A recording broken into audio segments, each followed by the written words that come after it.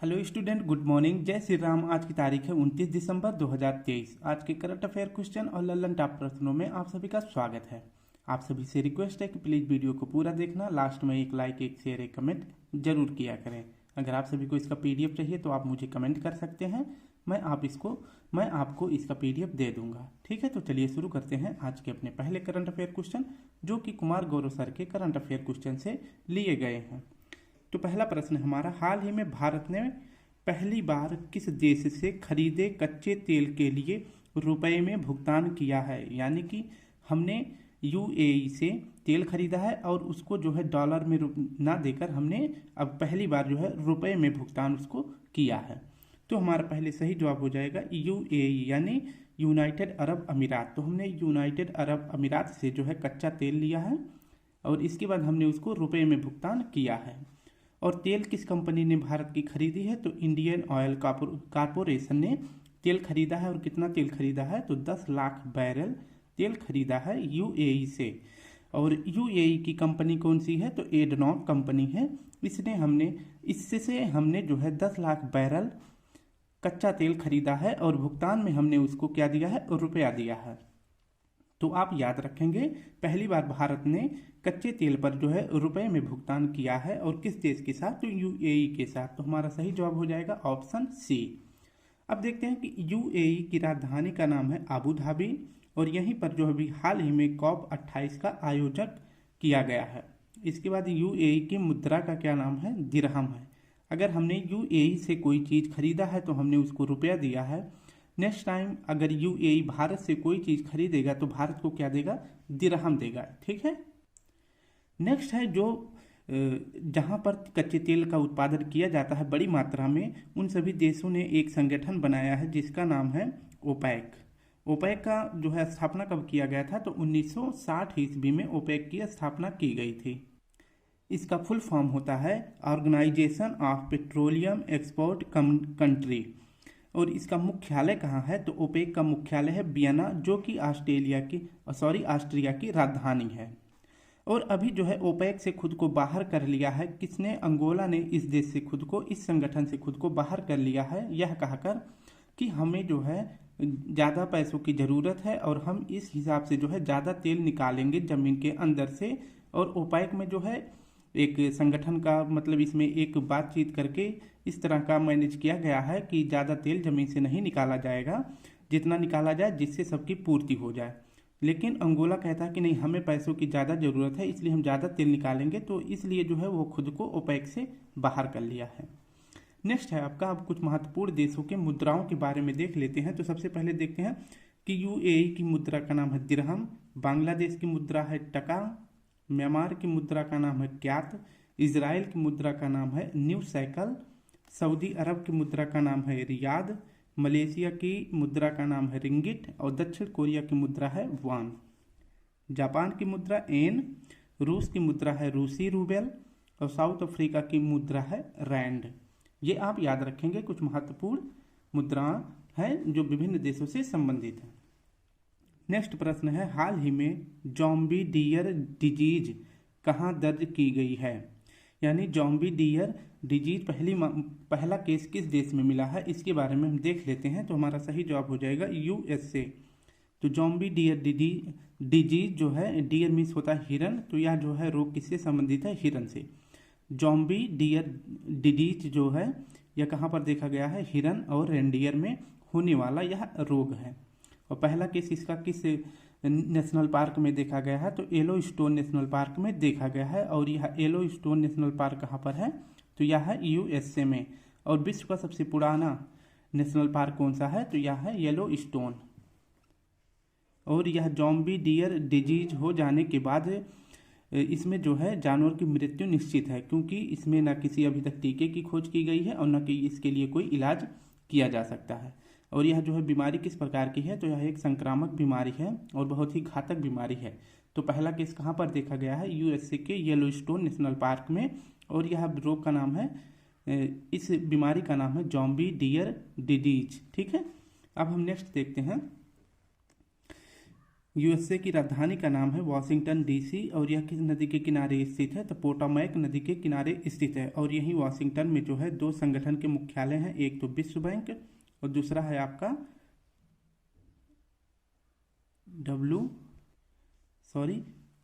IMF। ठीक है, तो विश्व बैंक और IMF की जो है हेडक्वार्टर कहाँ है? तो यह वाशिंगटन में है। और नेक्स्ट है न्यूयॉर्क शहर। यह जो है नदी हडसन नदी के किनारे स्थित है और यहाँ पे जो है संगठन है किसका? यूएनओ का मुख्यालय है कहाँ पे? न्यूयॉर्क में। नेक्स्ट है आपका प्रांत जॉर्जिया शहर। यह जो है हिंदू फोबिया बिल पेश करने वाला पहला प्रांत बना है। तो हिंदू फोबिया बिल किसने पेश किया था? तो जॉर्जिया प्रांत ने। और अभी कुछ महीने पहले ही जॉर्जिया ने हिंदू हेरिटेज मंथ मनाने वाला पहला प्रांत बन गया है। नेक्स्ट है आपका न्यू जर्सी। यहाँ पे जो है विदेश में सेकेंड सबसे बड़ी हिंदू मंदिर बनाई गई है। कहाँ पर? न्यू जर्सी में। और पहला हो जाता है आपका अंकोर वाट का मंदिर, जो कि कहाँ पर है? कंबोडिया में। नेक्स्ट है आपका यही यूएसए में ही स्टेचू ऑफ इक्वालिटी किसकी प्रतिमा बनाई गई है? तो डॉक्टर BR अम्बेडकर जी की। कहाँ पर? यूएसए में। ये भी आप याद रखेंगे। नेक्स्ट है आपका JN1। यह जो है कोविड-19 के ओमिक्रॉन वेरिएंट का सब वेरिएंट है। तो कोविड-19 के ओमिक्रॉन वेरिएंट का सब वेरिएंट कौन सा है? तो JN1 है। इसका पहला केस कहाँ मिला था? तो केरल में। क्लेड 9 यह क्या है? यह वेरिएंट है किसका? चिकन पॉक्स का वेरिएंट है क्लेड 9। संगाई हिरण यह कहाँ मिलता है? तो काबुल लामजाओ नेशनल पार्क में मिलता है। और यह नेशनल पार्क कहाँ है? मणिपुर में। और काबुल लामजाओ यह एक तैरता हुआ नेशनल पार्क है। और यह किस झील पर बना है? तो यह बनाया गया है लोकटक झील पे। हंगुल यह जो है कहाँ पर है? हंगुल यानी कि हिरन के समान यह जानवर होता है। और यह फेमस है किस नेशनल पार्क में? तो दचिगम नेशनल पार्क में जो है हंगुल पाए जाते हैं। और यह नेशनल पार्क कहाँ है? जम्मू कश्मीर में। नेक्स्ट है आपका तीसरा प्रश्न, हाल ही में चर्चा में रहे काशीवाजाकी करीवा बिजली संयंत्र का संबंध किससे है? तो काशीवाजाकी करीवा बिजली संयंत्र का संबंध किससे है? तो आपका सही जवाब हो जाएगा जापान से। इसके बारे में व्याख्या देखते हैं कि काशीवाजाकी परमाणु संयंत्र है। काशीवाजाकी क्या है? तो एक परमाणु संयंत्र है। और यह कहाँ पर है? यह जापान में है। अभी इसे हाल ही में फिर से स्टार्ट किया गया है। और यहीं पर आप सभी को बता दें इसे बंद क्यों किया गया था और क्यों बंद किया गया था। तो इसे फुकुशिमा परमाणु संयंत्र में जो है एक त्रासदी हो जाने के कारण काशीवाजाकी जो परमाणु संयंत्र था इसको बंद कर दिया गया है। फिलहाल में अभी इसे फिर से स्टार्ट किया गया है। और एक परमाणु संयंत्र त्रासदी बहुत फेमस है जिसका नाम है चेरनोबिल परमाणु संयंत्र त्रासदी। और यह किस देश से संबंधित है? तो यह यूक्रेन से संबंधित है। अब देखते हैं कि हमारा सही जवाब हो जाएगा काशीवाजाकी करीवा बिजली संयंत्र का संबंध जापान से है। और जापान में मुख्यतः 4 प्रमुख द्वीप हैं। कौन कौन से द्वीप हैं? एक तो आपका होक्काइडो, होन्शु, क्यूशु और शिकोकू। ये 4 द्वीप हैं। इनमें सबसे बड़ा द्वीप है आपका होन्शु, सबसे बड़ा द्वीप है। ठीक है, तो सबसे बड़ा द्वीप कौन सा है? होन्शु है। और जापान की राजधानी टोक्यो जो है किस द्वीप पर है? तो यह होन्शु द्वीप पर है। ये भी आप याद रखेंगे। ठीक है, इसके बाद नेक्स्ट है आपका G7 की बैठक किसने करी थी? तो जापान ने करी थी। और इसकी बैठक कहाँ हुई थी? तो हिरोशिमा में इसकी बैठक हुई थी। 6 अगस्त 1945 को जो है परमाणु विस्फोट किया गया था अमेरिका के द्वारा। सबसे पहले किस शहर पर? जापान के। तो हिरोशिमा पर जो है पहला परमाणु विस्फोट किया गया था अमेरिका के द्वारा 6 अगस्त 1945 में। नेक्स्ट है आपका जापान की संसद का क्या नाम है? तो डाइट है। अब अपने भारत में जो महत्वपूर्ण परमाणु संयंत्र है उसका नाम देख लेते हैं और किस जगह पे है। तो काकरापार परमाणु संयंत्र गुजरात में है। कैगा जो है कर्नाटक में है। कलपक्कम और कुडनकुलम ये दोनों कहाँ है? तमिलनाडु में। नरौरा जो है उत्तर प्रदेश में है। और तारापुर महाराष्ट्र में है। ठीक है, तो आप याद रखेंगे। नेक्स्ट है हमारा हाल ही में फीस्ट यानी FEAST फीस्ट सॉफ्टवेयर किसने लॉन्च किया है? तो फीस्ट सॉफ्टवेयर किसने बनाया है इसके बारे में देख लेते हैं। तो हमारा सही जवाब हो जाएगा ऑप्शन ए, इसरो ने ऐसा किया है। ठीक है, तो फीस्ट सॉफ्टवेयर किसने बनाया है? तो फीस्ट सॉफ्टवेयर बनाया है इसरो ने। इसमें जो है क्या होगा? तो इसमें जो है रॉकेट, उपग्रह और इमारतों की संरचना को पूरा करने वाला सॉफ्टवेयर है। यानी किसी रॉकेट को बनाना हुआ, किसी उपग्रह को बनाने का वो डिजाइन तैयार करना हुआ या इमारतों की डिजाइन तैयार करना हुआ, तो वह जो है कौन करने वाला है? कि सॉफ्टवेयर से किया जाएगा। तो फीस्ट सॉफ्टवेयर से कर दिया जाएगा जो कि काम आसानी से हो जाएगा। और यह किसके द्वारा विकसित किया गया है? तो इसरो के द्वारा विकसित किया गया है। और यह सॉफ्टवेयर जो है किस में चलेगा, तो विंडोज में भी चल सकता है और ओएस दोनों में चलने वाला है। अब नेक्स्ट देख लेते हैं डीआरडीओ के बारे में। डीआरडीओ की स्थापना कब हुई थी, तो 1 जनवरी 1958 को हुई थी। इसके वर्तमान हेड हैं समीर कामत जी।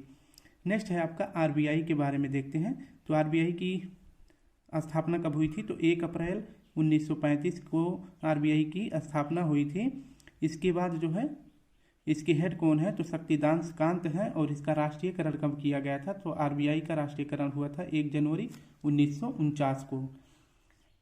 नेक्स्ट है आपका स्पेस ऑन व्हील्स प्रोग्राम। यह किसने शुरू किया था, तो यह इसरो ने शुरू किया था। और किस राज्य में, अरुणाचल प्रदेश में शुरू किया गया था।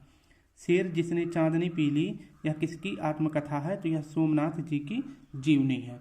शेर जिसने चांदनी पी ली, जो कि वर्तमान में क्या है, सोमनाथ जी इसरो के हेड हैं। लूपेक्स एक चंद्र मिशन है। यह जो है कब किसके द्वारा भेजा जाएगा, तो इसमें इसरो और जाक्सा जो कि जापान की स्पेस एजेंसी है, ये दोनों मिलकर लूपेक्स भेजेंगे। आदित्य L1 किसने भेजा है, तो यह इसरो ने भेजा है। नेक्स्ट है आपका निसार। निसार किसके द्वारा लॉन्च किया जाएगा, तो इसमें सहयोग करने वाला है नासा जो कि अमेरिका की स्पेस एजेंसी है, और अपना इसरो। यह एक सिंथेटिक अपर्चर रडार है। ठीक है, क्या है, तो नासा के द्वारा किया जाएगा। यह सिंथेटिक अपर्चर रडार है, ये भी आप याद रखेंगे। नेक्स्ट है आपका 5वां प्रश्न। हाल ही में एडवांस्ड रॉकेट सिस्टम फतेह सेकंड का सफल परीक्षण किसने किया है, तो फतेह सेकंड का सफल परीक्षण किया है पाकिस्तान ने। ऑप्शन सी सही हो जाएगा। नल्ला यानी पाकिस्तान, इसका एक नाम कुमार गौरव सर ने रखा है नल्ला, तो फिर हमने लिख दिया है। इसका सफल परीक्षण अभी किया है पाकिस्तान ने फतेह सेकंड का। इसकी रेंज कितनी है, तो 400 किलोमीटर तक इसकी रेंज है। और यह कोई मिसाइल नहीं है, यह जो है मिसाइल को लॉन्च करने वाला एक सिस्टम है, जिसे क्या कहते हैं, guided multi modal logistic system है। ठीक है, तो यह जो है मिसाइल को लॉन्च करने वाला है। इस प्रकार का अपने भारत में कोई सिस्टम है, तो हाँ जरूर है, अपने भारत में पिनाका है। ठीक है, पिनाका से जो है यह भी एक लॉन्चिंग सिस्टम है। अभी हाल ही में पाकिस्तान ने गौरी और अबाबिल मिसाइल का भी सफल परीक्षण किया था। अब ललन टॉप प्रश्न में है अस्त्र। अस्त्र होता है, यह जो है मार क्षमता, इसकी मतलब किस प्रकार की मिसाइल है, तो यह हवा से हवा में वार करने वाली मिसाइल है। यानी इसे कह सकते हैं आप, जहाँ तक आप देख नहीं सकते हैं उसके परे भी यह आक्रमण मतलब अपने मतलब दुश्मन को भेदने में सक्षम है। यानी जहाँ पर आप देख नहीं सकते, यानी visual beyond visual range air to air missile, जहाँ तक आपकी नज़र नहीं जा सकती उसके परे भी यह जो है दुश्मन को भेद सकता है, तो इसका नाम है अस्त्र। नेक्स्ट है आपका आकाश। यह जो है किस प्रकार की मिसाइल है, तो हवा से सतह यानी सतह से हवा में मार करने वाली मिसाइल है। और इसे अभी हाल ही में समर सिस्टम में लगाया गया है। समर सिस्टम क्या है, यह एक एयर डिफेंस है। यानी भारत के मैप के बाहर जो है 25 से 30 किलोमीटर की रेंज ऊंचाई तक जो है यह अपनी नज़र रखता है, जिसका नाम है समर। अगर किसी दूसरे देश के द्वारा हमारे देश पर मिसाइल छोड़ा जाएगा, तो यह समर जो है एक्टिवेट होकर यहाँ से अपनी तरफ से मिसाइल छोड़ देगा, और ये जो है हवा में ही नेस्तनाबूद हो जाएगी। तो इस समर में जो है किस प्रकार की मिसाइल लगाई गई है, आकाश। ठीक है, क्योंकि यह हवा से सतह से हवा में मार करने के लिए सक्षम है। अग्नि मिसाइल कैसी मिसाइल है, तो यह सतह से सतह वार करने वाली मिसाइल है। और इसी प्रकार की पृथ्वी मिसाइल भी है, जो कि सतह से सतह पे मार करती है। त्रिशूल जो है यह सतह से हवा में मार करने वाली मिसाइल है। जबकि नाग क्या है, तो एंटी टैंक मिसाइल है, यानी टैंक को नष्ट करने के लिए नाग मिसाइल बनाया गया है। ब्रह्मोस क्या है, तो यह सुपरसोनिक क्रूज मिसाइल है। नेक्स्ट प्रश्न है आपका, हाल ही में संसद द्वारा पारित प्रेस नियतकालिक पत्रिका रजिस्ट्रीकरण विधेयक 2023 ने किस कानून को निरस्त किया है, तो आपका सही जवाब हो जाएगा ऑप्शन बी, प्रेस और पुस्तक रजिस्ट्रीकरण अधिनियम 1867। यह जो है अंग्रेजों के द्वारा लाया हुआ प्रेस और पुस्तक पर कानून बनाने का एक्ट था। किसके तहत बनता था, तो 1867 के तहत अभी जो है संसद द्वारा इस कानून को समाप्त कर दिया गया है। अब देखते हैं इसके बारे में। प्रेस और पुस्तक रजिस्ट्रीकरण एक्ट 1867 इसे निरस्त कर दिया गया है।